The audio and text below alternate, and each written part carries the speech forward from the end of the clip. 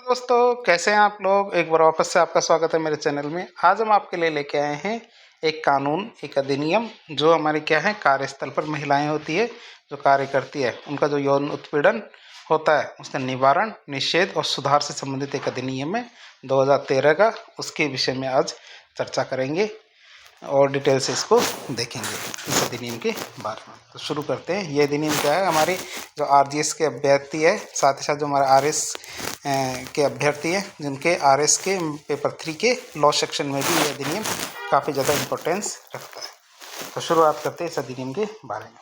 अधिनियम का पूरा नाम है हमारे कार्यस्थल पर महिलाओं का यौन उत्पीड़न निवारण, निषेध और सुधार अधिनियम 2013।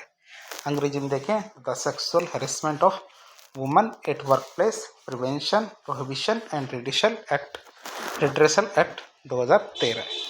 बात करें इस अधिनियम की, तो ये अधिनियम क्यों लाया गया है। ये अधिनियम लाया गया है हमारी महिलाओं के विरुद्ध होने वाले जो यौन उत्पीड़न है उससे महिलाओं की समानता, स्वतंत्रता, जीवन के अधिकार के हनन होता है, उस हनन को रोकने के लिए हमारे अधिकार अधिनियम लाया गया है। तो हम देख सकते हैं 2013 के अंदर ये अधिनियम आता है।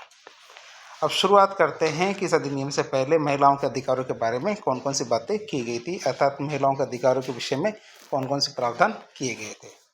तो शुरुआत करें तो अधिकारों के इतिहास की बात करें। सबसे पहले दिया गया महिलाओं को समानता का अधिकार। समानता का अधिकार दिया गया हमारे संविधान के अनुच्छेद 14 और अनुच्छेद 15 में। क्या अनुच्छेद 14 और अनुच्छेद 15 में भारत के संविधान में, तो अनुच्छेद 14 और अनुच्छेद 15 में समानता का अधिकार दिया गया है। अब यह अधिकार किस तरह दिया गया है, तो इसके अंतर्गत धर्म, जाति, मूलवंश और लिंग के आधार पर हर प्रकार के भेदभाव को निषेध किया गया है। इन अनुच्छेदों के अनुसार अनुच्छेद 14 मतलब समता का अधिकार दिया जाता है। 15 के अंतर्गत धर्म, जाति, मूलवंश और लिंग के आधार पर किसी प्रकार का भेदभाव नहीं किया जाएगा, इस प्रकार का अधिकार महिलाओं को दिया जाता है। फिर आता हमारा स्वतंत्रता का अधिकार। तो अनुच्छेद 19(1) और अनुच्छेद 39, इनमें क्या है, इन दोनों अनुच्छेदों में सभी नागरिकों को, चाहे वो महिला हो या पुरुष हो, सभी नागरिकों को कोई भी व्यवसाय और कारोबार या कोई भी व्यापार और कारोबार करने की स्वतंत्रता दी जाती है। तो ऐसी फ्रीडम की स्वतंत्रता दी जाती है 19(1) और 39 अनुच्छेद के अंतर्गत।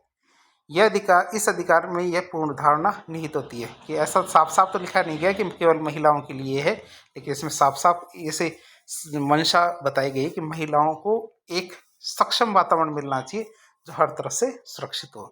अर्थात महिलाओं को जो कार्य का वातावरण मिलेगा तो वह किस तरह होना चाहिए, वो पूर्ण रूप से सुरक्षित होना चाहिए। बात करें जीवन जीने का और स्वतंत्रता का अधिकार, या जीवन जीने का स्वतंत्रता के अधिकार की बात करें तो अनुच्छेद 21 के अनुसार संविधान जीवन और स्वतंत्रता का अधिकार प्रदान करता है और इसमें गरिमा से जीवन जीने का अधिकार भी शामिल है। इसके अंदर क्या है, हमारे गरिमा के साथ जीवन जीने का अधिकार भी शामिल होता है। बात करें महिलाओं की, तो महिलाओं के संबंध में उनके साथ कार्यस्थल पर आदर, गरिमा और शिष्टता से व्यवहार होना चाहिए।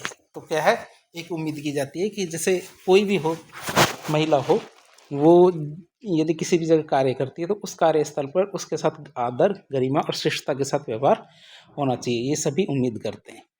फिर हमारा एक कन्वेंशन है, यूनाइटेड नेशन का एक कन्वेंशन है, convention on the elimination of all forms of discrimination against woman, मतलब महिलाओं के खिलाफ हर प्रकार के जो भेदभाव है उनको एलिमिनेट करने का, उन्मूलन करने का एक कन्वेंशन है। तो उसका एक अध्याय है 11 नंबर का, और उसमें अनुच्छेद 10, 11 और 13 तीन अनुच्छेद है अध्याय 11 में।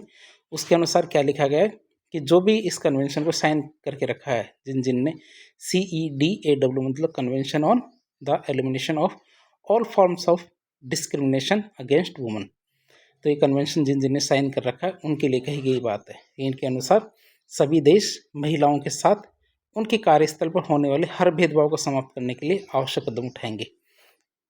इसके अनुसार क्या, सभी सदस्य देश क्या करेंगे, महिलाओं के साथ उनके कार्यस्थल पर होने वाले हर भेदभाव को, क्या उनके साथ क्या है, महिलाओं के साथ उनके कार्यस्थल पर होने वाले हर भेदभाव को समाप्त करने के लिए आवश्यक कदम उठाएंगे। भारत क्या है, इस अभिसमय का सदस्य होने के कारण क्या, भारत ने क्या है, इस अभिसमय पर साइन कर रखा है, क्या इस कन्वेंशन पर साइन कर रखा है, इसका मतलब इसका सदस्य हो गया।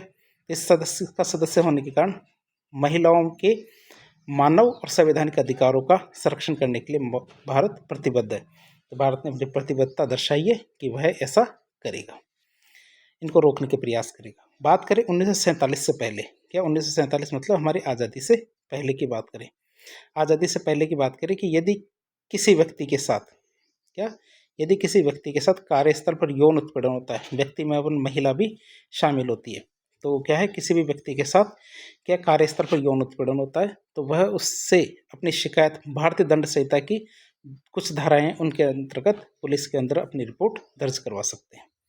और वो कौन कौन सी थी, एक तो आती है हमारी धारा 354 के अंतर्गत स्त्री की मर्यादा और मान सम्मान की क्षति पहुंचाने के लिए हमला। तो क्या एक धारा नंबर 354 है, तो धारा नंबर 354 में क्या बताया गया है कि धारा नंबर 354 के अनुसार स्त्री की मर्यादा और मान सम्मान की क्षति पहुंचाने के लिए हमला करना, तो एक धारा 354। एक धारा आती है हमारे 509, जिसके अनुसार क्या है, किसी महिला की शील को चोट पहुंचाना।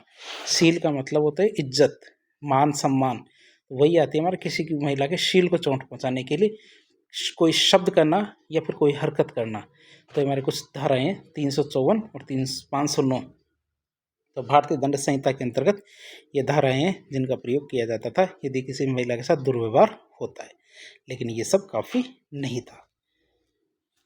अब क्या होता है, हमारी जो सुप्रीम कोर्ट है, सुप्रीम कोर्ट ने, यदि आपने सुना हो कभी विशाखा दिशा निर्देश, विशाखा गाइडलाइंस, तो हमारे विशाखा गाइडलाइंस के विषय में बात करते हैं। क्यों? क्योंकि वह भी केवल इसी से संबंधित है। तो हमारे सुप्रीम कोर्ट के द्वारा विशाखा बनाम राजस्थान सरकार केस, क्या विशाखा बनाम राजस्थान सरकार केस पर विशाखा दिशा निर्देश दिए गए। क्या किया गया? विशाखा दिशा निर्देश दिए गए।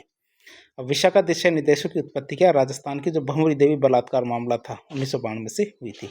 अर्थात तो 1992 में भंवरी देवी जो हमारे राजस्थान की एक स्वास्थ्य कार्यकर्ता थी, उनके बलात्कार का मामला था 1992 में का। तो उस मामले के दौरान ये विशाखा दिशा निर्देश दिए गए थे। यह मामला कार्यस्थल पर महिलाओं की सुरक्षा और यौन उत्पीड़न के खिलाफ सख्त कानून की आवश्यकता को उजागर करता है। वह कानून क्या करता है, जो महिलाओं की सुरक्षा और यौन उत्पीड़न के खिलाफ कहाँ पे, कार्यस्थल पर कानून की आवश्यकता को उजागर करता है। कि इसी केस ने बताया सुप्रीम कोर्ट को और सरकार को कि ऐसा कोई कानून बनना चाहिए। अब थोड़ा सा एक पृष्ठभूमि देख लेते, जो भंवरी देवी केस 1992 की थी, इसके बारे में। भंवरी देवी केस क्या थी कि भंवरी देवी हमारी राजस्थान के गाँव की एक सामाजिक कार्यकर्ता थी, मतलब जो हमारे स्वास्थ्य कार्यकर्ता थी, जिसको साथिन कहते हैं आजकल। तो आशा बहन जी, या इस आशा बहन जी तो अलग है, लेकिन एक तरह का साथिन मान लीजिए, जो क्या सरकारी महिला विकास कार्यक्रम के तहत बाल विवाह रोकने के लिए काम कर रही थी। क्योंकि सरकारी महिला विकास कार्यक्रम चल रहा था जिसके अंतर्गत बाल विवाह को रोकने के प्रयास थे, तो इसी के दौरान ये भी बाल विवाह को रोकने का प्रयास कर रही थी।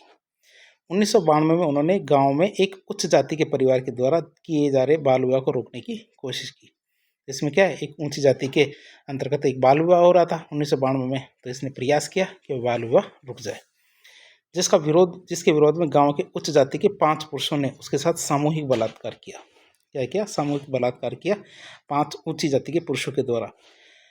जब उन्होंने न्याय की मांग की तो पुलिस न्यायपालिका ने उनके साथ भेदभाव किया और जो निचली जाति की अदालत ने तो आरोपियों को बरी तक कर दिया था। जब हमारी निचली अदालत तक केस गया तो उन्होंने क्या किया, जो आरोपी थे 5 के 5 उच्च जाति के लोग, उनको क्या किया, बाइज्जत बरी कर दिया। तो इस तरह मामला तूल पकड़ लेता है। क्यों? क्योंकि निचली जाति की जो महिला थी हमारी भंवरी देवी, उनके साथ अन्याय होता है। अब आता है ये धीरे धीरे केस आगे बढ़ता जाता है, बढ़ते बढ़ते 1997 में आ जाता है। 1997 में ये मामला सुप्रीम कोर्ट चला जाता है। तो विशाखा और अन्य बनाम भारत संघ केस आता है 1997 का। तो इस मामले को विशाखा और अन्य सामाजिक संगठनों ने सुप्रीम कोर्ट में जनहित याचिका मतलब PIL के रूप में दायर किया। क्या? सुप्रीम कोर्ट में गए और उन्होंने एक PIL दायर की। उन्होंने मांग की कि कार्यस्थल पर महिलाओं की सुरक्षा के लिए सरकार को कानून बनाना चाहिए। क्या कार्यस्थल पर महिलाएं यदि काम करती है तो उनकी सुरक्षा के लिए क्या सरकार को कुछ कानून बनाने चाहिए। तो सुप्रीम कोर्ट ने कहा कि भैया ये बात तो सही है। तो सुप्रीम कोर्ट ने एक फैसला दिया 1997 में। बात करते हैं 1997 के फैसले में क्या था। तो सुप्रीम कोर्ट ने माना कि भारत में कार्यस्थल पर महिलाओं की सुरक्षा के लिए कोई स्पष्ट कानून आज तक तो नहीं है। इसलिए संविधान के अनुच्छेद 14, 19, 1G और 21 ये अनुच्छेद हमने पहले भी देख लिए थे, जो हमारे जीवन और गरिमा का अधिकार देते हैं। तो इनके आधार पर क्या है, कोर्ट ने 13 अगस्त 1997 को विशाखा दिशा निर्देश जारी किए। या 13 अगस्त 1997 को विशाखा दिशा निर्देश जारी किए। इन दिशा निर्देशों में कार्यस्थल पर यौन उत्पीड़न रोकने के लिए क्या जो हमारे कार्यस्थल है, तो कार्यस्थल पर यौन उत्पीड़न को रोकने के लिए अनिवार्य नियम बनाए गए और कहा गया कि जब तक संसद द्वारा कानून नहीं बनाया जाता, या जब तक संसद के द्वारा कानून नहीं बनाया जाता, तब तक ये दिशा निर्देश सभी सरकारी और निजी संगठन सब पर लागू होंगे, जब तक सरकार कोई प्रॉपर कानून नहीं बना लेती। अब आप सोच सकते 1997 में दिशा निर्देश जारी हुए और प्रॉपर कानून 2013 में बन के आता है, मतलब 16 साल तक सरकार सोती ही रही। तो इसमें ऐसा नहीं कि कोई कांग्रेस सरकार थी या बीजेपी सरकार थी, दोनों सरकारें उस समय कार्य कर रही थी। जब ये देश विशाखा दिशा निर्देश आए थे तब बीजेपी सरकार में थी, और उसके बाद उन 2004 के बाद में कांग्रेस सरकार थी। तो इस तरह किसी भी सरकार ने इस पर भी कोई विशेष ध्यान नहीं दिया और ये ठंडे बस्ते में पड़ गया। अब बात करते हैं विशाखा दिशा निर्देश ने सुप्रीम कोर्ट ने कौन कौन से बिंदुओं को उजागर किया। सबसे पहले उन्होंने कहा कि यौन उत्पीड़न की एक प्रॉपर परिभाषा बताई। क्या किया उन्होंने? यौन उत्पीड़न की प्रॉपर परिभाषा बताई कि कार्यस्थल पर यदि महिलाओं के साथ यौन उत्पीड़न होता है तो यौन उत्पीड़न का मतलब क्या होता है। तो उन्होंने यौन उत्पीड़न का मतलब क्या बताया कि कोई शारीरिक संपर्क करता है या अग्रिम कृत्य करता है। क्या? यदि कोई शारीरिक संपर्क मतलब टच करता है। क्या शारीरिक संपर्क मतलब कोई महिलाओं को टच करता है या टच करने का प्रयास करता है। दोनों ही चीज़ें इसके अंदर शामिल होती है कि टच करना और टच करने का प्रयास करना। ये कॉपी हो गई सेम। ठीक है। फिर आता है यौन टिप्पणी कि मतलब इस तरह की बातें करता है जिसमें यौन भावनाएं या यौन बातें शामिल है। फिर यौन अनुग्रह की मांग, जैसे हमारे सेक्स की बात होती है, यौन अनुग्रह मतलब सेक्स की मांग करना कि आपका ये वाला काम कर देंगे यदि इसके बदले आप ऐसा करेंगे तो इस तरह की मांग करना। यौन प्रकृति के अवांछनीय शारीरिक, मौखिक या गैर मौखिक व्यवहार करना, शारीरिक संपर्क, अनुचित टिप्पणियां, अश्लील सामग्री दिखाना, धमकी देना, ये सब चीज़ें हमारे यौन उत्पीड़न की श्रेणी में आती है। किसके अनुसार? विशाखा दिशा निर्देशों के अनुसार। फिर हमारे विशाखा दिशा निर्देशों ने एक शिकायत समिति की स्थापना की बात कही। तो क्या कहा कि सभी सार्वजनिक और निजी जितनी भी कंपनियां हैं उनको अपने संगठन में, जिन भी उनका संगठन है तो अपने संगठन में शिकायत समिति की स्थापना करनी होगी, जो इस तरह के अपराधों को देख सके, जो हमारे अपराध होते हैं तो इनको देख सके। और इस शिकायत समिति की अध्यक्षता किसके द्वारा की जाएगी? एक महिला के द्वारा की जाएगी। और इस समिति के आधे से अधिक सदस्य कौन होंगे? महिलाएं होंगी। उच्च स्तरीय प्रबंधन के दबाव को नियंत्रित करने के लिए यह समिति, यदि बहुत ऊंचा प्रबंधन मतलब जो हमारे हायर अथॉरिटी जिसे कहते हैं, यदि वो मामले को रफा दफा करने के लिए दबाव डालती है, या फिर ये शिकायत ही हमारे किसी हायर अथॉरिटी के अफसर के खिलाफ होती है या मैनेजमेंट के किसी व्यक्ति के खिलाफ होती है, तो दबाव डालेगा। तो इसके लिए क्या करेंगे? एक तृतीय पक्ष जैसे हमारे गैर सरकारी संगठन, इनसे भी सहायता ली जा सकती है कि उनको भी इसके अंदर शामिल किया जा सकता है यदि ऐसा होता है तो। फिर बात करें रोकथाम के उपाय। रोकथाम के उपायों की बात करें तो कार्यस्थल पर जागरूकता अभियान चलाना। क्या? कार्यस्थल पर जागरूकता अभियान चलाना और कर्मचारियों को प्रशिक्षित करना इसके अंदर शामिल है।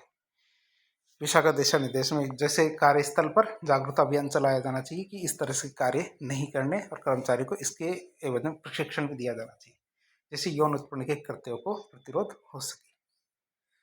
अब बात करें शिकायत प्रक्रिया, तो महिलाओं को गोपनीय और सुरक्षित तरीके से शिकायत दर्ज करने का अधिकार दिया गया है। इसके अंतर्गत क्या किया गया? महिलाओं को गोपनीय और सुरक्षित तरीके से शिकायत दर्ज करने का अधिकार दिया गया। फिर कार्रवाई का अधिकार, तो संस्थाओं को यौन उत्पीड़न के समाधान और अभियोजन की प्रक्रिया निर्धारित करना, साथ ही इनमें कड़ी कार्रवाई करने का निर्देश भी दिया गया। तो इस तरह से हमने देखा विशाखा दिशा निर्देश क्या क्या थे। अब बात करें जो हमारा अधिनियम है, प्रॉपर अधिनियम 2013 का, इसकी बात करें कार्यस्थल पर महिलाओं का यौन उत्पीड़न निवारण निषेध सुधार अधिनियम 2013। विस्तार की बात करें कि कहाँ कहाँ इसको लागू किया गया है, इसे हमारे पूरे भारत देश में लागू किया गया है। लागू कब से है? ये 22 अप्रैल 2013 से इसको पूरे देश में लागू किया गया है। अध्याय 8 है, धाराएं 31 है। इस अधिनियम में 8 तो अध्याय है और 31 धाराएं। और ये अधिनियम उन कार्यस्थलों पर लागू होता है जहाँ कम से कम 10 कर्मचारी कार्य करते हैं। 10 से ज़्यादा कर्मचारी जहाँ कार्य करते हैं, 10 या 10 से ज़्यादा कर्मचारी, उन संस्थानों पर यह अधिनियम लागू होता है। जरूरत क्यों आई? क्यों? क्योंकि हमारे राष्ट्रीय अपराध अभिलेख ब्यूरो NCRB की बात करें तो 36% भारतीय कंपनियां, जो हमारी सरकारी कंपनियां, और 25% बहुराष्ट्रीय मल्टीनेशनल एमएनसीज होती है, वो हमारे इस अधिनियम के अनुरूप कार्य नहीं करती है। आज भी ऐसी स्थिति है। एनसीआरबी की रिपोर्ट है कि 36% तो भारतीय कंपनियां और 25% बहुराष्ट्रीय कंपनियां इस अधिनियम के अनुरूप कार्य नहीं करती है। तो ये अधिनियम हमने शुरू किया है। अब आप बात करते हैं, पहले तो हमने वो देखा था क्या, जो विशाखा दिशा निर्देश थे इनके अनुसार मामला देखा था। अब इस अधिनियम के अनुसार देखिए तो यौन उत्पीड़न की क्या परिभाषा है। उसके अनुसार निम्न परिस्थितियों में यौन उत्पीड़न के कृत्य व्यवहार को माना जाएगा। जैसे वो महिला है तो महिला के रोजगार और विशेष व्यवहार के लिए अंतर्निहित या स्पष्ट वादा करना, कि यदि वो यौन अनुग्रह की मांग है उसको स्वीकार करती है तो उसके साथ एक विशेष प्रकार का व्यवहार किया जाएगा, या फिर एक स्पष्ट वादा कि आपको कोई प्रमोशन दिया जाएगा, इस तरह की बातें की जाए तो ये शामिल होगी। दूसरा, उस महिला के रोजगार में यदि वो उनकी अनुग्रह की मांग को नहीं मानती है तो उसमें हानिकारक व्यवहार के लिए अंतर्निष्ठ या स्पष्ट धमकी देना, यदि वह ऐसा नहीं करती है तो उसके साथ हानिकारक व्यवहार किया जाएगा, मतलब उसका नुकसान करने का प्रयास किया जाएगा, और इस प्रकार की कोई धमकी देता है। उसके वर्तमान और भविष्य के रोजगार के लिए अंतर्निहित और स्पष्ट धमकी, उसे साफ समझाया जाए कि यदि वो ऐसा नहीं करती है तो उसको भविष्य में किसी प्रकार का कोई प्रमोशन नहीं दिया जाएगा, भविष्य में उसके साथ किसी प्रकार का कोई गलत व्यवहार करने की, इस प्रकार की कोई धमकी दी जाती है तो वो भी हमारी यौन उत्पीड़न की श्रेणी में आती है। उस महिला के कार्य में हस्तक्षेप करना, उसके लिए असहज और शत्रुतापूर्वक वातावरण स्थापित करना। तो इसमें कौन कौन सी चीज़ें शामिल होती है। जो महिला है तो महिला जो भी कार्य करती है तो उसके कार्य में बार बार हस्तक्षेप करना, उसके लिए ऐसा माहौल तैयार करना जिससे वो उसके लिए असहज और शत्रुतापूर्वक वातावरण पैदा करता हो। तो ये सब चीज़ें हमारे यौन उत्पीड़न की परिभाषा की श्रेणी में आती है। जो महिला है तो महिला के साथ अपमानजनक व्यवहार करना और उसके स्वास्थ्य और सुरक्षा के लिए हानिकारक हो।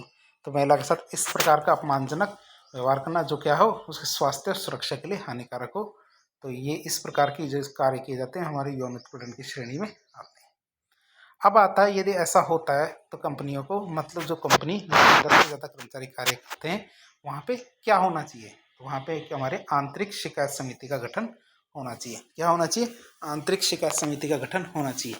जो अधिनियम है, अधिनियम की धारा 4 के अंतर्गत इसका गठन का प्रावधान किया गया है। तो इसके बारे में बात करें तो हर सार्वजनिक और निजी कंपनी, क्या हर सार्वजनिक और निजी कंपनी जिसके अंतर्गत 10 से ज़्यादा कर्मचारी कार्य करते हैं वहाँ पे एक क्या है, आंतरिक शिकायत समिति का गठन होना चाहिए। एक क्या गलत शब्द है, निजी कंपनी के क्या करेगी, आंतरिक शिकायत समिति, जिसे इंटरनल कंप्लेंट कमेटी आईसीसी, ये आईसीसी वो नहीं है, इंटरनेशनल क्रिकेट काउंसिल नहीं है, ये आईसीसी है, इंटरनल कंप्लेंट कमेटी, मतलब आंतरिक शिकायत समिति का गठन किया जाएगा। अब बात करें उस समिति के अंदर क्या क्या होगा। समिति की बात करें तो इस आंतरिक शिकायत समिति में निम्नलिखित सदस्य होंगे। इस समिति की अध्यक्ष एक महिला होगी। जो हमारा वो संस्थान है, कंपनी है, चाहे प्राइवेट हो सरकारी है, उसमें जो उच्च पद पर, जो मतलब उस कंपनी के अंदर या संस्थान के अंदर सबसे ऊंचे ओहदे पर जो भी महिला होगी वह क्या होगी, उस समिति की अध्यक्ष होगी। जो क्या कार्यस्थल में उच्च स्तरीय पद पर कार्यरत हो वह क्या बनेगी, उस समिति की एक अध्यक्ष बनेगी। उसके अलावा 3 सदस्य और होंगे। तो इस तरह देखिए तो 4 सदस्य तो नॉर्मली होने चाहिए, जिसमें एक तो अध्यक्ष होगा और बाकी 3 अलग सदस्य होंगे। 3 अलग सदस्य होंगे, उनकी बात करें, जो सदस्य क्या होंगे, महिला समाज कार्य और यौन उत्पीड़न के मामलों पर कार्य करने वाले हो। मतलब ऐसे 3 सदस्य और होने चाहिए जो इसके विशेषज्ञ होने चाहिए। किसके? महिला समाज कार्य और यौन उत्पीड़न के मामले में जो उनके पास अच्छी समझ होनी चाहिए, और जो कानून किस तरह कार्य करता है इन मामलों में इसका भी ज्ञान उनको होना चाहिए। तो इस तरह उन 3 सदस्य होने चाहिए। तो हमने देख लिया, आंतरिक शिकायत समिति में कम से कम 4 सदस्य होने चाहिए, एक अध्यक्ष होगी जो महिला होगी, जो उच्च पद पे आसीन होगी। अब ये जो डिसीजन लेते हैं ना, ये हमारे बहुमत के आधार पे लिए जाते हैं। अब बात करते हैं वहाँ पे, जैसे मान लीजिए कोई महिला है, किसी के घर कार्य करती है, घर पे जाके कार्य करती है, जैसे डोमेस्टिक वर्कर है, कई छोटे छोटे मजदूर होते हैं, जो महिलाएं किसी छोटी छोटी फैक्ट्रियों में काम करती हैं या फिर ऐसे संस्थान में काम करती है जहाँ पे 10 कर्मचारी काम नहीं करते हैं। अब तो वहाँ पे क्या होना चाहिए, जैसे खेतों में भी काम करती है महिलाएं, भंडार घरों में भी काम करती है, दुकानों पर भी काम करती है। अब वहाँ 10 कर्मचारी तो नहीं होते, तो वहाँ पे इस तरह की इंटरनल कंप्लेंट कमेटी का गठन तो होगा नहीं, तो क्या उनके साथ ऐसा दुर्व्यवहार नहीं हो सकता? तो आप सोचेंगे ऐसा कैसे हो सकता है, दुर्व्यवहार तो सभी जगह हो सकता है। तो वहाँ के लिए क्या होना चाहिए, वहाँ के लिए सरकार ने धारा 5 के अंतर्गत जो अधिनियम है, तो अधिनियम की धारा 5 के अंतर्गत स्थानीय शिकायत समिति का गठन का प्रावधान किया गया है। किसका, स्थानीय शिकायत समिति के गठन का प्रावधान किया है। तो राज्य सरकार द्वारा प्रत्येक जिले में जिला अधिकारी की अध्यक्षता में, जिसकी जिला अधिकारी की अध्यक्षता में एक स्थानीय शिकायत समिति या लोकल कंप्लेंट कमेटी का गठन किया जाएगा। ध्यान रखना, राज्य सरकार ने एक प्रावधान किया है। प्रावधान में क्या किया गया है, हर जिले के अंदर, जितने भी जिले हैं राजस्थान के, अब तो 41 जिले हो गए, तो 41 जिलों में हर जिले के अंदर एक जिला अधिकारी की नियुक्ति की जाएगी। क्या होगी, राज्य सरकार एक जिला अधिकारी की नियुक्ति करेगी।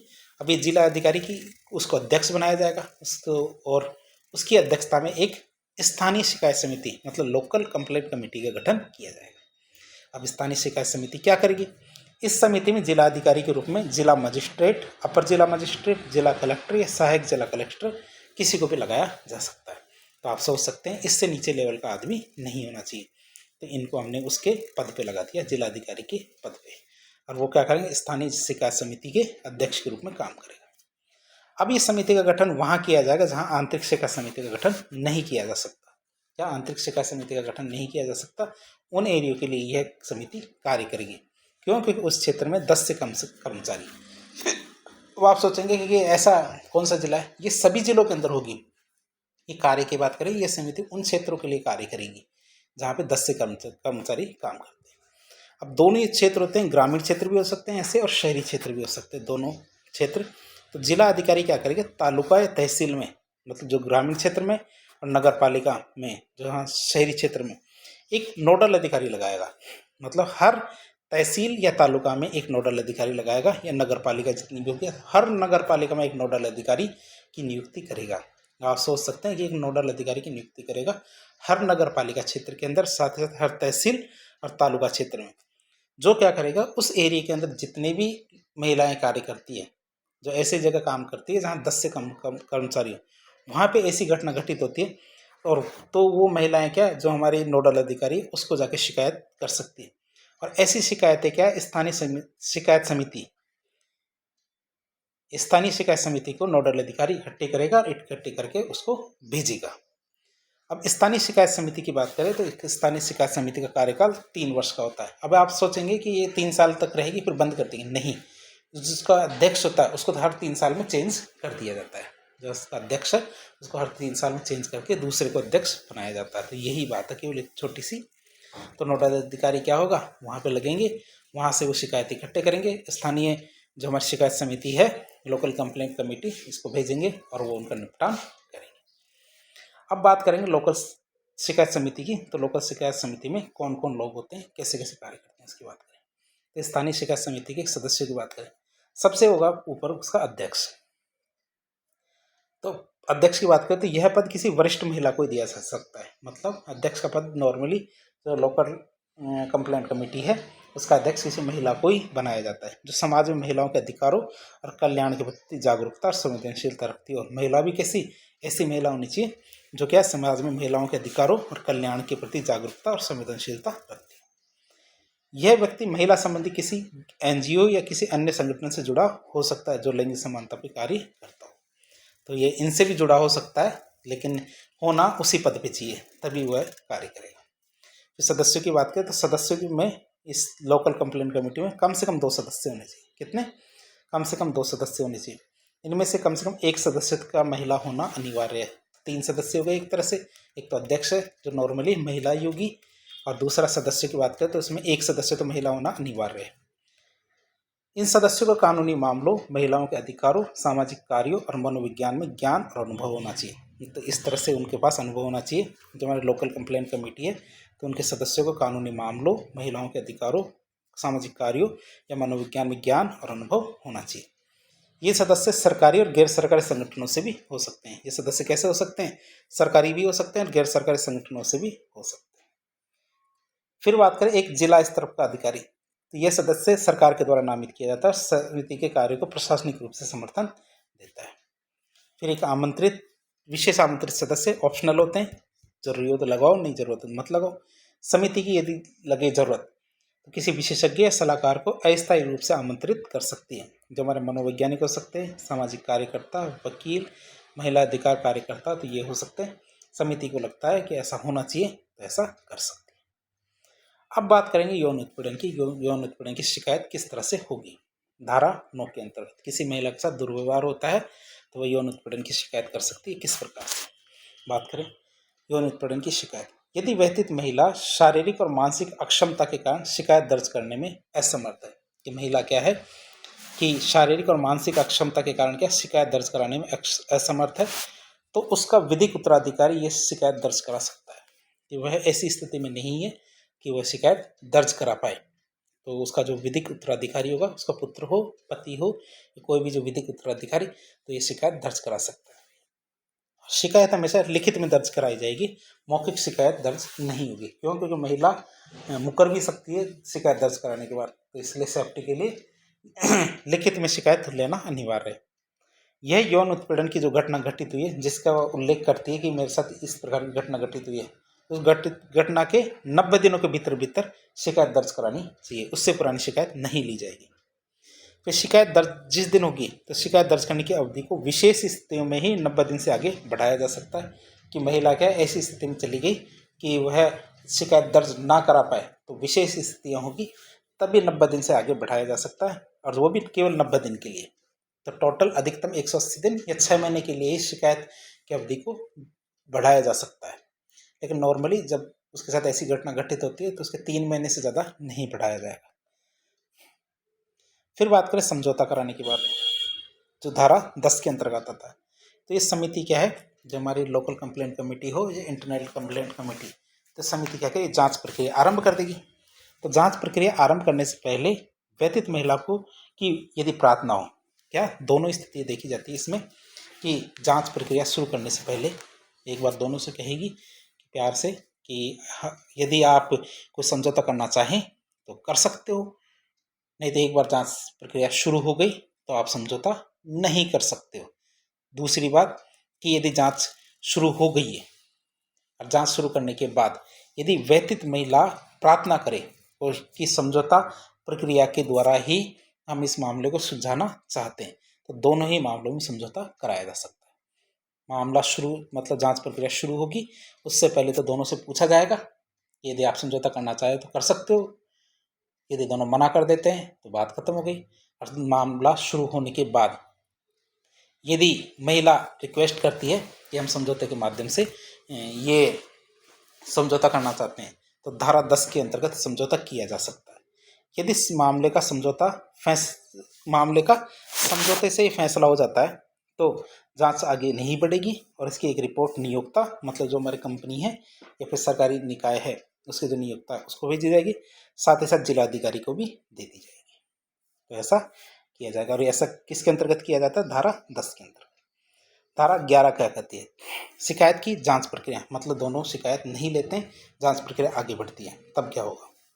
समिति है तो समिति की जांच प्रक्रिया 90 दिनों के भीतर समाप्त करनी होगी। जो हमारी समिति को जांच शुरू करने के बाद शिकायत प्राप्त होने के बाद जांच शुरू करनी पड़ेगी, और जांच जब शुरू होगी तो उसे 90 दिनों के भीतर अपनी जांच को खत्म करना पड़ेगा। समितियों को सिविल न्यायालय की शक्तियां दी गई है। इस समिति को क्या दिया गया, सिविल न्यायालय की शक्तियां दी गई है, जिसके द्वारा वह जांच के लिए जानकारी इकट्ठा कर सकता है। जानकारी के लिए जो भी जानकारी उसे चाहिए वो जानकारी वो मांग सकता है, इकट्ठा कर सकता है। जैसे कि किसी भी व्यक्ति को समन के द्वारा बुलाया जा सकता है। यदि वो कोई एक लेटर लिखते हैं कि भैया इस व्यक्ति को बुला रहा, तो वो सोचेंगे भैया ये तो कोई ऐसे ही बुला रहा है, नहीं ऐसा नहीं मानना चाहिए, क्योंकि इंटरनल कंप्लेंट कमेटी हो या लोकल कंप्लेंट कमेटी, इनके जो अध्यक्ष होते हैं इनके द्वारा जब लोगों को बुलाया जाता है तो एक तरह से सिविल कोर्ट की शक्तियाँ इनको मिली हुई होती है। या फिर किसी भी दस्तावेज को खोजने या प्रकट करने या पेश करने के लिए कहा जा सकता है, इस तरह के आदेश दिए जा सकते हैं। तो धारा 11 के अंतर्गत जो हमारे इंटरनल कंप्लेंट कमेटी हो चाहे हमारे लोकल कंप्लेंट कमेटी, तो दोनों को हमारे सिविल न्यायालय की शक्तियाँ दी गई है। धारा 13 क्या करती है, इस अधिनियम की जांच प्रक्रिया होने के 10 दिन के भीतर नियोक्ता और जिलाधिकारी को रिपोर्ट भेज दी जाती है कि जांच जब समाप्त हो गई है, तो जब जांच समाप्त हो जाएगी तो जांच समाप्त होने के 10 दिन के भीतर नियोक्ता को साथ ही साथ जिलाधिकारी को रिपोर्ट भेजनी अनिवार्य है। प्रत्यर्थी पर अपराध साबित होने की स्थिति में, मतलब जिस पे आरोप लगाया गया है और उस पर यदि अपराध साबित हो जाता है, तो अपराध साबित होने की स्थिति में समिति के द्वारा जो सेवा नियम है उसके अनुसार या फिर इस अधिनियम के प्रावधानों के अनुसार उसे सज़ा दी जाएगी। मतलब जो कंपनी है या फिर जो हमारा निकाय है उसके जो सेवा नियम है उसके अनुसार उसमें जो सज़ा लिखी गई है, यदि वहाँ कोई सज़ा नहीं लिखी गई है तो अधिनियम के प्रावधान के अनुसार उसे सज़ा दी जाएगी। इस धारा में व्यतीत महिला को प्रत्यर्थी के वेतन में से आर्थिक प्रतिकार या क्षतिपूर्ति दिलवाने का प्रावधान भी किया गया है। जो हमारे प्रत्यर्थी है तो प्रत्यार्थी के वेतन में से जिसके खिलाफ शिकायत है उसके वेतन में से या कुछ प्रतिकार, आर्थिक प्रतिकार या क्षतिपूर्ति दिलवाने का प्रावधान भी किया गया है। किसको? व्यतीत महिला को। अब धारा 14 की बात करें। धारा 14 क्या कहती है? धारा 14 कहती है कि यदि किसी महिला के द्वारा गलत शिकायत की जाती है, मतलब दुर्भावनापूर्ण शिकायत की जाती है पुरुष को परेशान करने के लिए, परेशान करने के लिए गलत शिकायत की जाती है या फिर गलत सबूत, गलत साक्ष्य प्रस्तुत किए जाते हैं तो उसके खिलाफ कार्रवाई होगी। क्या होगा? उसके खिलाफ कार्रवाई होगी। तो आपको ये तो पता ही होगा कि यदि शिकायत की जाती है ना, तो पहले क्या होता था और अब क्या होता है। जो हमारे इसके अंदर पहले तो ये होता था कि महिलाओं को साबित करना पड़ता था कि जैसे शिकायत करने के बाद महिला को साबित करना पड़ता था कि उसके खिलाफ गलत उसने क्या है कि जो आरोप लगाए उसके क्या सबूत है। लेकिन अब उल्टा हो गया है, आपको यदि ये पता हो तो।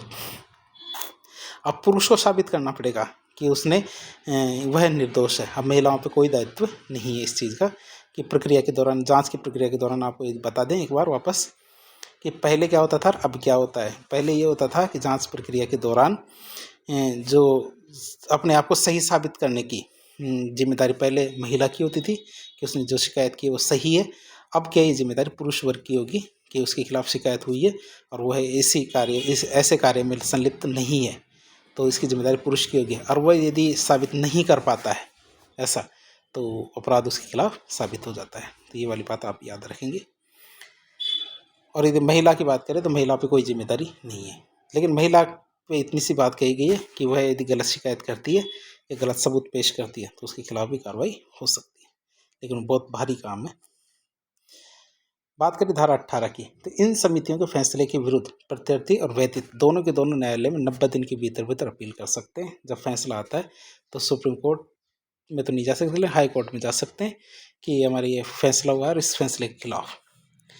अब बात करते हैं धारा 19। धारा 19 क्या कह चाहती है कि ये तो सब हो, लेकिन क्या है, कुछ ऐसा होना चाहिए कि ये सब चीज़ें हो ही ना, मतलब इस तरह के कार्य ना हो। इसके लिए नियोक्ता के कुछ कर्तव्य निर्धारित किए गए। जो हमारा नियोक्ता है उसके कुछ कार्य डिसाइड किए गए। पहला कार्य है महिलाओं को सुरक्षित कार्य वातावरण उपलब्ध कराना, उसकी जिम्मेदारी है। दूसरा, कार्य क्षेत्र में आंतरिक शिकायत समिति का गठन करना और यौन उत्पीड़न के दंडनीय परिणामों को विशिष्ट जगहों पर प्रदर्शित करना, ताकि जो कर्मचारी है उन चीज़ों को देख सके और ऐसे कार्य ना करे। फिर हमारे समितियों को वर्कशॉप और प्रशिक्षण के द्वारा महिलाओं के लिए संवेदनशील बनाना, क्योंकि समितियों को कई बार क्या खुद नियमों के बारे में कोई खास जानकारी नहीं होती, तो समितियों को वर्कशॉप और प्रशिक्षण के द्वारा महिलाओं के लिए संवेदनशील बनाना। फिर समितियों की जांच प्रक्रिया में हर प्रकार की सहायता करना, कि नियोक्ता का कर्तव्य है कि समितियां अपना निष्पक्ष रूप से जांच कर सके। इसके लिए उनको जिन जिन चीज़ों की जरूरत पड़ती है तो उनकी हर प्रकार से सहायता करना। यदि व्यतीत महिला भारतीय दंड संहिता और किसी अन्य विधि के अंतर्गत शिकायत दर्ज कराना चाहती है तो महिला की मदद करेगा कि वह ऐसे नहीं, मतलब वैसे शिकायत दर्ज कराना चाहती है तो उसको कहेगा कि चलो ठीक है, आप ऐसे नहीं वैसे करना चाहते तो वैसा कर सकते हो। वैसा का मतलब है भारतीय दंड संहिता की जो धाराएं उसके अंतर्गत यदि शिकायत कराना चाहते हैं तो ऐसा कर सकती है। फिर बात करेंगे हमारी धारा 21 क्या कहती है। इस अधिनियम की धारा 21 के अनुसार देखें तो यह समिति हर कैलेंडर वर्ष में, मतलब हर साल एक वार्षिक रिपोर्ट बनाएगी। नियोक्ता और जिलाधिकारी को ये रिपोर्ट हर साल पेश करेगी। क्या ये समिति हर साल एक रिपोर्ट बनाएगी और रिपोर्ट बना करके नियोक्ता और जिलाधिकारी को पेश करेगी। जिला अधिकारी यह रिपोर्ट भारत सरकार को पेश करेगा, सब जिला सरकार को पेश करेगा, राजस्थान सरकार को पेश करेगा और वहाँ से फिर भारत सरकार के पास चली जाएगी। तो इस तरह की रिपोर्ट है ताकि पता चले कि किस तरह का कार्य वातावरण चल रहा है। अब बात करेंगे धारा 26 की। धारा 26 क्या कहती है इस अधिनियम की? इस अधिनियम का उल्लंघन होने पर क्या हर्जाना और शास्तियाँ होती है। तो 50,000 रुपये का जुर्माना नियोक्ता पर लगाया जाएगा यदि उनकी स्ट्रेंथ 10 से ज़्यादा कर्मचारियों की है तो, और फिर भी वह इंटरनल कंप्लेंट कमेटी नहीं बनाता है तो उस पर 50,000 रुपये का जुर्माना नियोक्ता पर लगाया जाएगा। फिर वही होती है इंटरनल कंप्लेंट कमेटी को कि शिकायत खत्म होने के 10 दिन के भीतर जो जिलाधिकारी है उसको रिपोर्ट भेजनी होती है, या फिर जो अपनी प्रक्रिया है वो ख़त्म होने के 10 दिन के भीतर भीतर रिपोर्ट भेजनी होती है, साल की एक रिपोर्ट वैसे भी भेजनी होती है। तो इस तरह का यदि कार्य नहीं किया जाता तो नियोक्ता पर 50,000 रुपये का जुर्माना लगाया जा सकता है। सरकार और स्थानीय अधिकारी के द्वारा उसका पंजीकरण और लाइसेंस भी रद्द किया जा सकता है। जो कंपनी है उसका पंजीकरण और लाइसेंस भी रद्द किया जा सकता है। अब अधिनियम तो हो गया खत्म। अधिनियम खत्म हो गया तो उसके पता होना चाहिए हमें नकारात्मक पहलू इस अधिनियम में क्या कमी है। पहली कमी आती है कि प्रत्येक संगठन जिसमें 10 से अधिक कर्मचारी हो उसके लिए समिति बनाना वित्तीय कारणों से संभव नहीं है। जैसे वो कंपनी है, कंपनी के अंदर 10 ही सदस्य है, अब 10 सदस्य में से एक महिला है, 2 महिलाएं हैं, तो 2 महिलाओं में से एक को अध्यक्ष बना दो, दूसरे को सदस्य बना दो, फिर 2 और सदस्य बना दो, फिर 6 कर्मचारी बच गए। फिर तो कंपनी चलेगी कैसे? यदि सारे के सारे अध्यक्ष सदस्य यही बनते फिरेंगे तो कंपनी में काम कौन करेगा? तो वित्तीय कारणों से ये चीज़ संभव होना ठीक नहीं है। क्यों?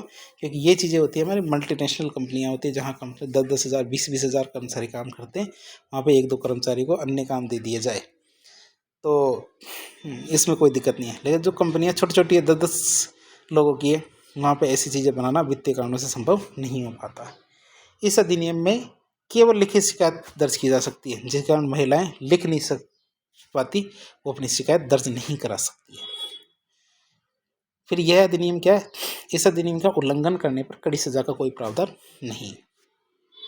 स्थानीय समिति का गठन किया गया परंतु उसके स्पष्ट कर्तव्य का वर्णन नहीं किया गया कि हमारे स्थानीय समिति है लोकल कंप्लेंट कमेटी, वो किस तरह से कार्य करेगी उनके बारे में ठीक से नहीं बताया गया। बस एक बताया गया कि नोडल अधिकारी की नियुक्ति करेंगे, बस इसके आगे कुछ नहीं। उनके पास शिकायत आई तो आई, नहीं आई तो नहीं आई, तो वो बात आती है।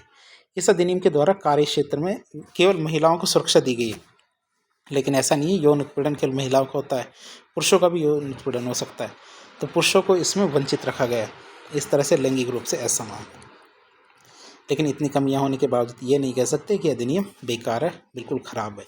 इसमें कुछ अच्छी बातें हैं, और वो अच्छी बातें क्या है? वैसे तो पूरा अधिनियम ही अच्छा है। ये क्या करता है? महिलाओं की विभिन्न संगठनों में भागीदारी को बढ़ावा देगा। समिति में 50% से अधिक महिला सदस्य होने के कारण व्यतीत महिला को अपनी शिकायत दर्ज करने के लिए एक सहज वातावरण मिलता है कि शिकायत दर्ज करेगी। क्यों? क्योंकि उनकी बातें ठीक तरह से सुन पाएगी कि यदि आदि महिलाएं हैं तो महिलाओं को इससे शीघ्र न्याय प्राप्त होगा, और महिलाओं के मानव अधिकार और मौलिक अधिकार ये भी इससे सुरक्षित होंगे। तो आज हमने जो कार्यस्थल पर महिलाओं का यौन उत्पीड़न निवारण निषेध सुधार अधिनियम 2013 के सभी पहलुओं को देखने की कोशिश की। तो इस प्रकार के इन्फॉर्मेटिव वीडियो देखने के लिए हमारे चैनल से जुड़े। वीडियो यदि पसंद आए तो वीडियो को लाइक करें, चैनल को सब्सक्राइब करें, अपने दोस्तों के साथ शेयर करें। धन्यवाद।